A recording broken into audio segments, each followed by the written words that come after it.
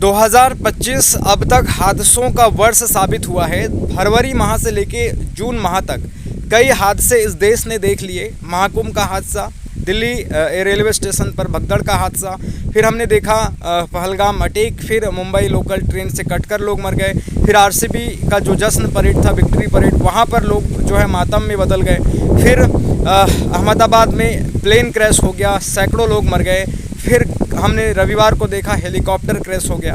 फिर एक इंद्रायणी नदी पर बना पुणे में पुल ढह गया, फिर वहाँ पर सैकड़ों लोग हताहत हो गए। यानी कि लगातार 8-10 हादसे इस वर्ष भारत देश ने देखा है, और कई खामियों की वजह से, कई गलतियों की वजह से, तो कई किस्मत की वजह से। लेकिन एक तरफ गृह मंत्री ये कह रहे हैं कि इन हादसे तो होते रहेंगे, हादसों को रोका नहीं जा सकता है। यानी कि सरकार, जो जिम्मेदारी लेने वाले लोग हैं, जो जिम्मेदार हैं, वो जिम्मेदारी लेने के बजाय ये कह रहे हैं कि हादसे तो होते रहे हैं, होते रहेंगे, इनको रोका नहीं जा सकता है। देखिए यानी कि ये हादसे नहीं रोक सकते।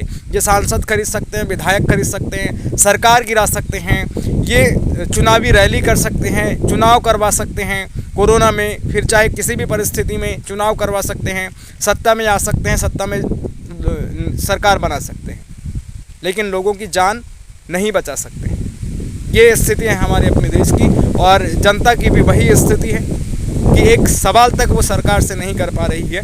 बस मरे हुए लोगों को श्रद्धांजलि देने जा रही है, स्टेटस लगा करके श्रद्धांजलि दे रही है, फेसबुक में एक पोस्ट करके जनता श्रद्धांजलि दे रही है, और फिर इन मरे हुए लोगों की न्यूज़ को न्यूज़ समझ करके भूल जा रही है।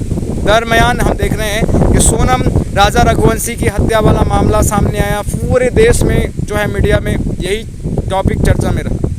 फिर उसके बाद अहमदाबाद में प्लेन क्रैश हो गया, तो पिछली खबर दब गई।